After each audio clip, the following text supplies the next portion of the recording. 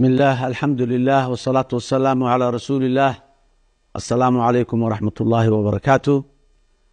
dadka Soomaaliyeed meel kastoo ay joogaan waxaan leeyahay Ramadaan Kariim iyo ummadaha islaamka oo dhan. waxaan leeyahay bisha Ramadaan ee barakaysan ee noogu bilaabatay sida wanaagsan Ilaahay si sano noogu dhameeyo. Ilaahayna naga aqbalo soonka iyo salaada iyo sunnada intaba. dadka Soomaaliyeed oo dhan meel kastoo ay joogaan Allah ka aqbalo. Ilaahay muxuu ahaa duruufeena gaarka iyo ciriiriyaasha guud culaysyada guud ee ummadda haysta iyo midda gaargaarka ee shakhsiyaadka haysta intaba Allah ka qaado ayaan leeyahay. Ilaahay waxaan ka baryayaa soonka iyo bisha barakaysan fadligeeda in ummadda Soomaaliyeed qulubtooda Ilaahay isu soo jeediyo, qalbisan Ilaahay wada siiyo oo ay niyadooda qurxoonaato.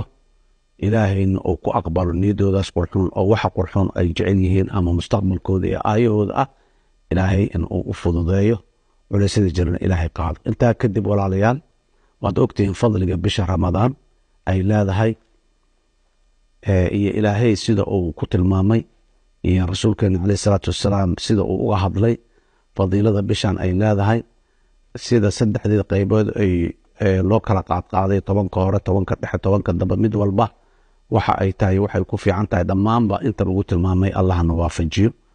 waxaan leeyahay waa bishii raxmada, waa bishii naxariista. waxaan leeyahay dadka Soomaaliyeed walaalaha ah ee wax haysta Allah u kordhiyo wuxuuda Allah u barakeeyo.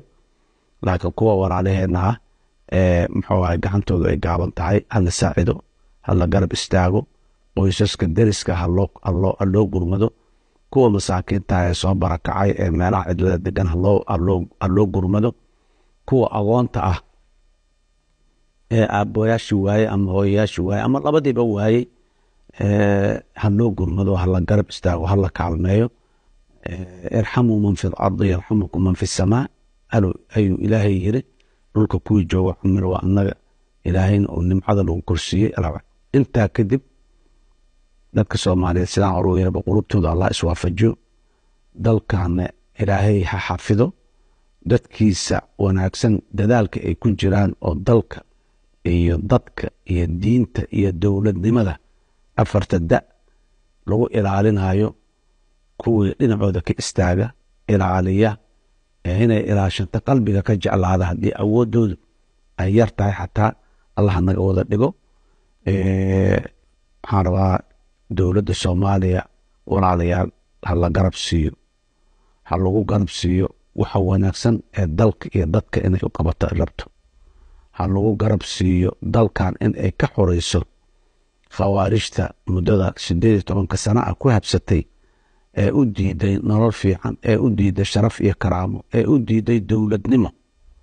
darkaan dheer dhaxalkaa ma celiyo. caalamku waana garab istaagay, waana kaalmeey, laakiin dalka nooma xoreynayo. waa in annaga xoreysana dalka. waxa ugu horeeya aan ku dardaarmo xitaa khilaafka, kala qaybsanaanta, isnacaybka, qalbi xumida inaan joojino. walaalayaal uurkooliya ugaarsata ayay Soomaalida ku maamahay jireeno. dadku haddii calooshooda wax isugu hayaan maanta ugaar haddii aadan xataa sooma helaanaa la dhihi jiray. haddaan qalbiga iyo caloosha mar walba wax isugu wada hayno waxa aan ku haminayna ee wanaagga badan ee aan wada naqaano haddii hala tilmaamo la yidhaha waa wada tilmaami karnaa waxa qurxoon inaan helna. laakiin shaqo iyo camal iyo dadaal iyo ikhlaas waa naga rabtaa, laakiin qalbi san ayaa ugu weyn waxa ay naga rabto. dadkeena qulubtooda Allah isu soo dumo, kii qalwacan Allah soo toosiyo, kii quman Allah qawiyeeyo oo sii xoojiyaan leena.